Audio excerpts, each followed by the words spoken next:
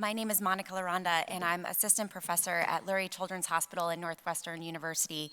I think we're going to continue our amazing program today, and like Teresa said, we're going to be moving forward confidently with this next session that's entitled Next Generation Therapies.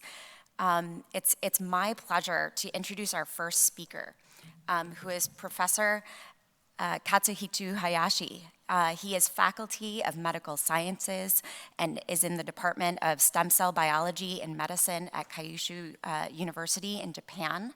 He studied cell differentiation mechanisms as a researcher in Osaka Maternal and Child Health Research Institute.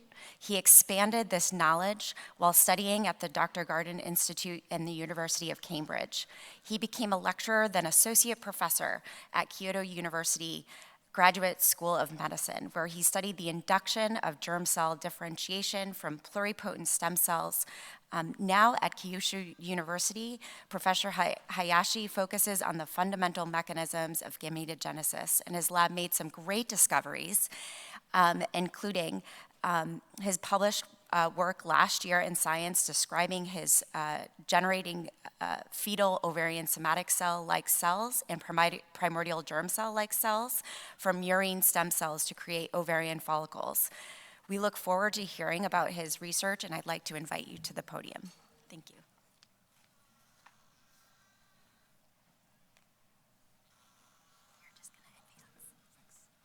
Thank you, Monica, for a very kind introduction. And I'd like to thank all of the organizers, especially Kai, my friends, for inviting me to this meeting. So I'm very happy to be here, not only because I like the Pittsburgh, but also actually by some reason my daughter likes the penguins.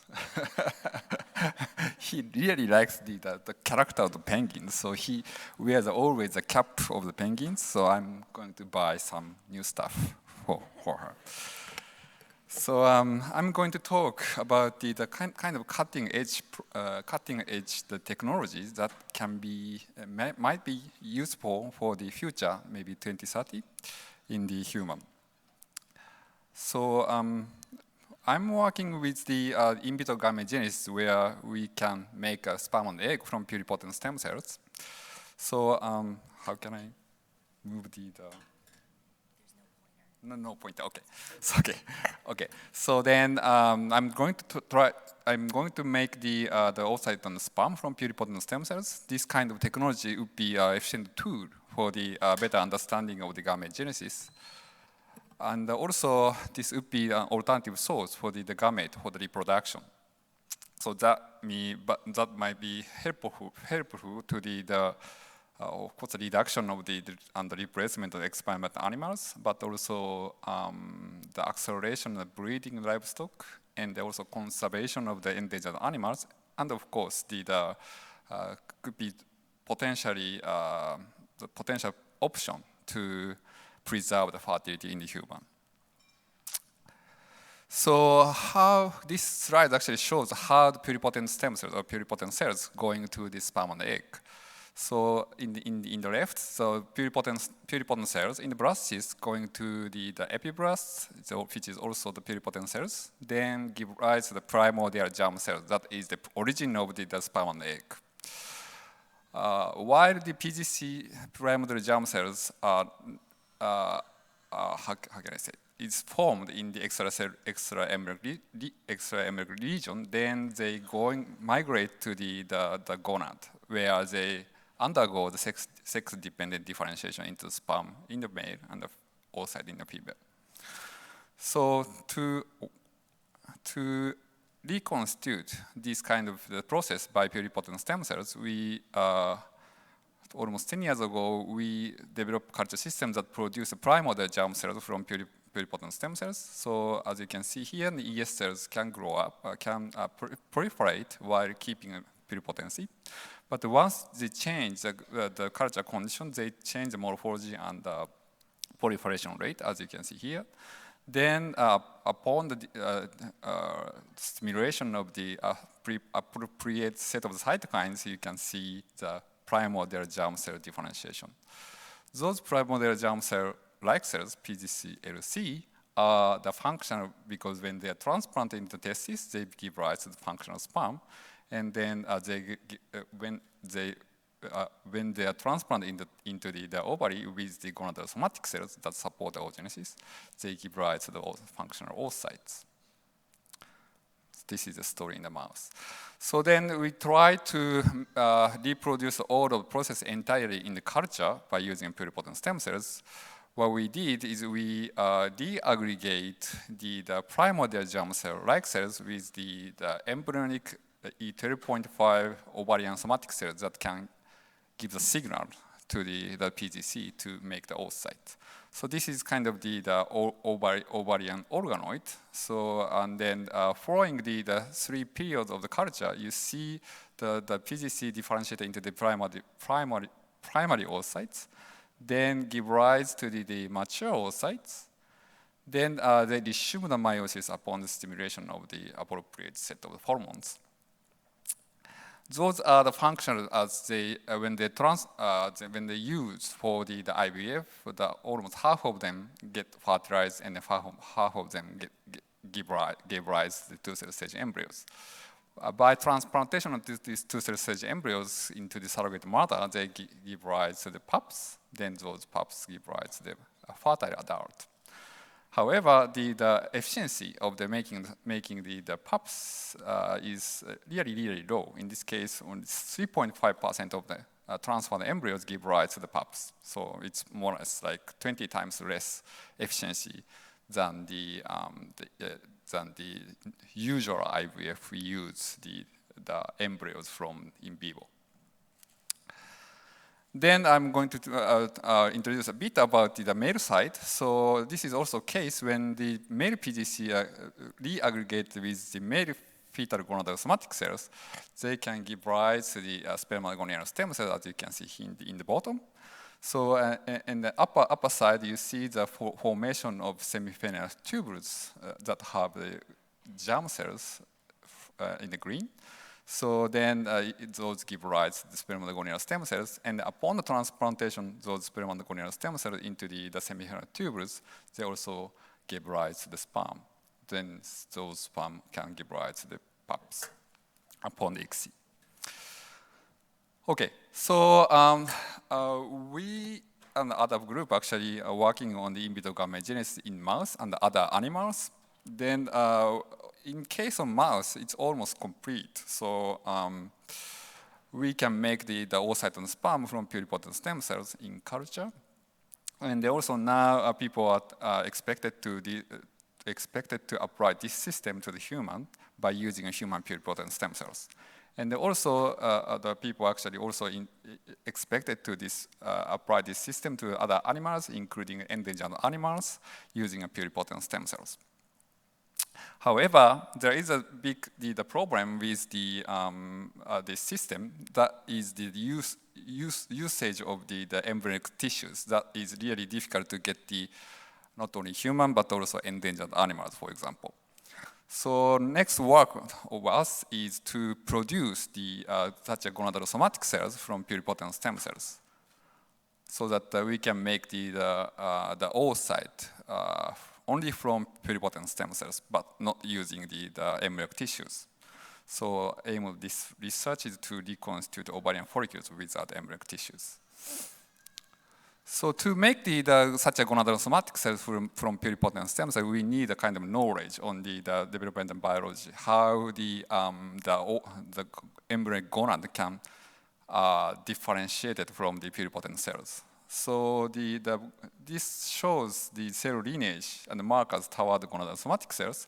So gonadosomatic cells are derived from nascent mesoderm, and through the intermediate mesoderm and ceramic epithelium at genital-rich region, and they give rise to the gonad.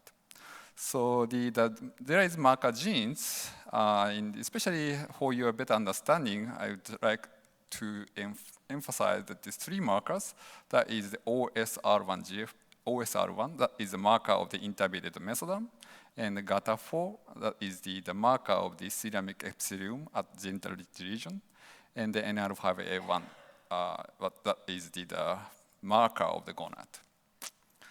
So to make a long story short, I will show you the answer. As long as you can, as long as you culture under this condition, you get the gonadosomatic cells from pluripotent stem cells in the mouse. So I'll show you kind of representative data of how they differentiate into the gonad. So this is the first step in the upper side. So in the nascent mesoderm generated along the primitive streak. It's kind of center midline of the embryos expressing T. And as you can see here in the upper side, you see that for the differentiation of cells expressing T, you see the BMP4 and the Wnt signaling, CHIR is the agonist of the Wnt signaling, have a synergistic role of the differentiation of T expressing cells. And the lower part shows like a kind of partition of the embryonic part where they eventually going to the gonad. So they should be like formed bilaterally away from the primitive streak where they express that OSR1. So for the expression of OSR1, the concentration of BMP4 is very, very important because you can see the BMP intermediate concentration of BMP4 show you the higher differentiation efficiency of the gonadosomatic cell precursors expressing OSR1. Then we're going to specify the gonadosomatic cell from intermediate mesoderm expressing OSR1 by giving some the signals that control the axis, body axis. For example, in this case, retinoic acid, sonic hedgehog, and FGF signaling. Then at the combination of these three factors, we see the differentiation of the gonadosomatic ceramic epithelium at the gonadogenital region. As you can see here at the upper, you see the expression of GATA4. This is the embryo. At the E10.5, you see the GATA4 expressing cells on the surface. Then if you look at in the bottom, you see also the differentiation of the GATA4 expressing cell in vitro culture system. But it's very similar to the in vivo. Then we went to the kind of final step of the gonadosomatic differentiation by using the BMP4 and kind of this kind of female the signal to make the ovary, kind of the female fate determination of the gonadosomatic cells. By culturing this method, you see the expression of NR5A1, that is a marker of the gonad, and also FOXL2, that is a marker of the granulose cells. Then, so we call this fetal gonadosomatic cell-like cells, FOCL-C. So then we check this gene expression at the single cell level with the FOCL-C and other counterparts of the in vivo. So FOCL-C already have a kind of several type of cells, including granule cells and interstitial cells and precursor cells. Then, but the expression pattern, single cell expression profile is similar to the E11.5 or 12.5 or later of the gonad in vivo. So as you can see here, if you in the bottom middle, if you compare each cell type between the in vitro and in vivo, they show a very high relationship in the transcriptome. So we are confident with the quality of these in vitro made cells, but we try to see whether those are really functional by reaggregating with the primordial germ cell-like cells and FOCL-C. So this kind of is the ovarian organoids that are derived entirely from the pluripotent stem cells. So you see the expression of the marker in the stellar CFP, that is the marker of the oocytes in the middle, and then the FOXL2, that is the marker of the granule cells. So you see the number of the primary immature secondary follicles in the culture system, And during this differentiation, we check whether they are really correctly undergo the differentiation process, including the meiosis. So as you can see in the top, so the first step is that they should proliferate in the ovarian organoid. Then indeed they proliferate. Then they need to go enter the meiosis. So then, as you can see in this, in the second row, you see the expression of SYCP3. That is a marker of the meiosis. Then they form the individual structure of the follicles, as you can see here in the bottom. Then we went to the maturation culture to see whether they get matured. So indeed, they grow up with the proliferation of the granule cells, and then they form the transzonal projection between the oocyte and the in vitro made granule cells. Then we went to the in vitro maturation culture, whether they give rise to the M2 oocyte with the swelling the granule cells. Then indeed they did. What? I'm sorry, I'm something wrong. Okay, then, oh, okay. Okay, then I used those in vitro made oocyte with the IVF. Then indeed they get fertilized and they give rise to two-cell stage embryos. Then and also they give rise to pups by transplantation into the surrogate mother. Then the pups we got, all of the actually pups we got gave rise to the adult, and then they also have a potential to have their own pups. So interestingly, the percentage of the going to the pups is same as the one we use, the embryonic gonadosomatic cells. So in this case, 45.2% of the two cells the embryo transfer gave rise to the pups, so it's almost same. So then we recently tried to make the male side. So because we know that these kind of the gonadosomatic, undifferentiated gonadosomatic cells are bipotential. So if we use the kind of male cells and then the cultured under the condition for the male differentiation, maybe they should give rise to the cellulatory cells. And indeed, by culturing by culturing under the condition for the male differentiation, we see some differentiation into the cellulatory cell-like cells, let's say. Then also we see some formation of semifinal tubules. So this is of course also in the mouse story. Then let me wrap up let's say first of my talk. So what we can reconstitute in mouse germline is that we can reconstitute of both germ cells and the gonadosomatic cells. By aggregation of those cells, we can get the functional oocytes that can be produced, that can give rise to pups. So this, because we don't need the embryonic tissues, so this technology is applicable to the mammalian species, including human.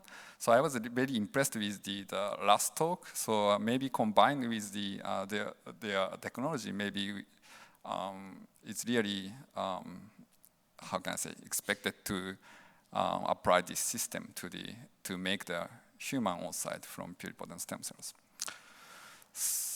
Okay, so, and also this system would be a useful platform to investigate oocyte-soma interaction. That would be very complicated. And also, we can see some mechanism underlying the gonadal differentiation, including sex determination. But of course, I need to confess about the dark side of the in vitro gametogenesis. So first, the efficiency of the making pups is very, very low. As I said, it's almost like 20 times less in efficiency than when we use in vivo oocytes. So only 3.5% or 5.2% of these transferred embryos give rise to pups. Then we looked at some abnormality in the gene expression. The mitochondrial DNA copy is very low. It's almost half of the mitochondrial DNA copy number in the in vitro made oocyte compared to the in vivo oocytes. And then also there is the higher number of the aneuploidy. And then also I found that the in vitro made oocytes are very fragile. For example, when we try to use this oocyte for the ICSI, almost all oocytes are dead. How can I say? It's dead. So then actually I found something interesting in especially we found some point we need to define. So for example, this shows the gene expression change in during this in vitro made oocyte. So until secondary follicle stage follicles, there is almost no difference between the in vitro and the in vivo made oocytes. However, if you look at the gene expression profile in M2 oocyte, you see some difference. It's like 363 genes are highly expressed in the in vitro made oocyte, and then 61 is lowly expressed in the oocytes, in vitro made oocyte. If you look at the context of the gene expression profile, you see this 363 gene should be downregulated in the oocyte during the maturation in vivo. However, in vitro oocyte, those downregulation is not observed, meaning that the maturation stage is a problem. So we need to focus on the refinement of the culture condition to get them really mature. And also there is the problem about the in vitro made oocyte. That is they skip actually primordial follicle step for primordial follicle stage. So as you can see in the left, you see the in vitro made oocyte simultaneously growing up without going to the primordial follicle stage. As you can see in the right, you see the gene expression profile. Only in vivo oocyte shown in red show the resting stage at the primordial follicles.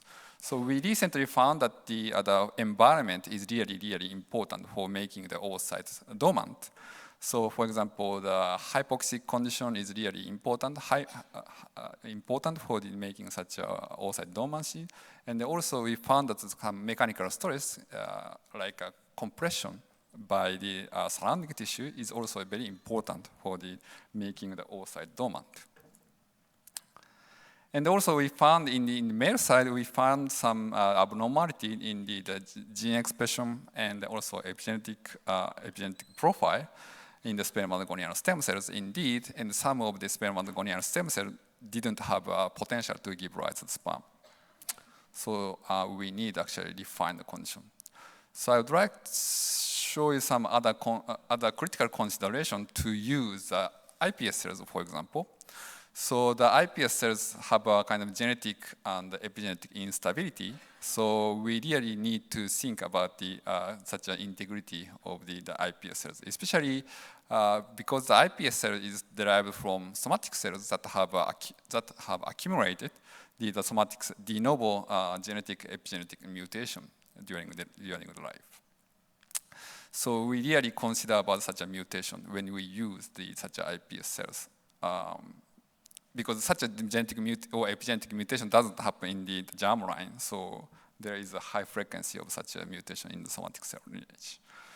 And also we need to really test the normality of the in vitro gametogenesis derived animals, although we saw that those looks healthy, and also they can give rise to their own pups, they are fertile, but we haven't checked critically about some behavior or some other epigenetic status or some other stuff in the in vitro made animals. So let me wrap up all of my talk. So my proof of concept study in the mouse shows a functional oocyte, including follicular structure, and spermogenic cells can be induced from pluripotent stem cells in culture in mouse. And then such an in vitro gametogenesis provides a useful platform to improve our understanding, of course, of the mechanism underlying the gametogenesis. And then developmental potential of in vitro gametes appeared sustainably lower than those of the gametes generated in vivo, so we need to refine the culture condition, of course. And also we need careful attention about the quality of the in vitro gametes and the resultant animals to really consider the application of this technology to humans. So let me acknowledge to all the people in my lab working with the in vitro in this technology, and also I would like to thank the Kyle that is part of the CHOSE project involving this study. So thank you for your attention, and I'd like to thank again the organizers, and then I'm happy to take any kind of question.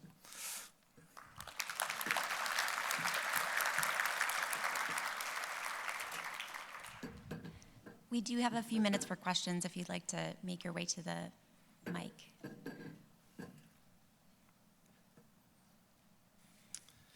Hi, Katsuhiko. That was terrific as usual. It's just extraordinary that from skin cells you could produce eggs or sperm and produce live offspring. This is something 10 years ago that you were already beginning to envision, and in my mind it was a technology that was 30 or 40 years in the future. But what you presented today seems to indicate that we're getting closer and closer. Maybe the future is closer than we think, maybe 2030, as you said. But I also appreciated your comments that there are still many challenges that need to be overcome in order to faithfully produce eggs and sperm in a petri dish. And in one of your images, I saw what looked like deformed fetuses that happened during development. My question is, does fetal development arrest during pregnancy, or do you ever get live-born offspring that also have defects that look like unusual pups? Okay, so for the defect in the fetal stage, we see actually a lot of this deaths in the fetal stage, not only in the certain stage, but also many stages actually, including the implantation stage. So I think there is several the defect in the in vitro made gamete. But once they get birth, then all of them can give rise to the pup, give rise to the adult. So maybe the development is the most critical selection for the embryos. So, but of course, I need to more evaluate more critically about the animals that I got. Hi, so my name is Elizabeth. I'm a graduate student in Dr. Monica Laronda's lab. Fascinating talk. I'm quite interested in your finding of the lack of primordial follicles within these organoids, especially since we know that vascular development is incredibly important for retransplantation of these types of tissues, et cetera. Have you investigated vascular development within the organoids or within these different contexts? We haven't actually tested yet that kind of technology, but we are now trying to make the kind of ovarian cortex. That is, we need actually not only for the culture condition that I showed, like hypoxia and mechanical stress, but also we need some specific type of cells, as you know, the surface epithelium cells. So we somehow now found the good condition for the making such an ovarian surface. So we can deaggregate to make such an ovarian cortex. But the next problem, as you said, how to transplant them into the ovary, even in the mouse. So that's why I'm very fascinated with the Monica's work. So maybe by combining with such a technology or scaffold of the ovarian tissues, then we can achieve such a new technology to transplant and Great. regeneration. Thank you very much. This is Joe from Rutgers University. A very nice talk. I wonder, for you induced somatic cells, I did read your paper last year. You found some markers for the theca cell and also the granulosa cells. So did you try to collect the conditioned media when you do the in vitro culture and see whether they obtain the function of the ovarian steroidogenesis, and also whether they can secrete inhibin or other peptide hormones such as AMH? At least in the gene expression level, we check the gene expression, but in the condition medium, in the previous work, my colleague actually found the secretion of the estrogen, but we haven't checked the kind of inhibin or other stuff. But at least in the gene expression level, we found such a gene expression. Thanks. My next quick question is, we know that during the late stage of the follicular genesis, some somatic granulosa cells will be differentiated to the cumular cells, primarily driven by the GDF9 or other oocyte factors. So did you see the formation of the cumulus oocyte complex? That's a really important point, actually. But I haven't checked such a differentiation of actually maturation of the granular cells. So that is really, really important. So yeah, I must check actually. But at least at the moment they are functional. So I think there is somehow a differentiation into such a differentiation and the maturation of such a granular cells to make the oocyte. Thank you. Thank you very much.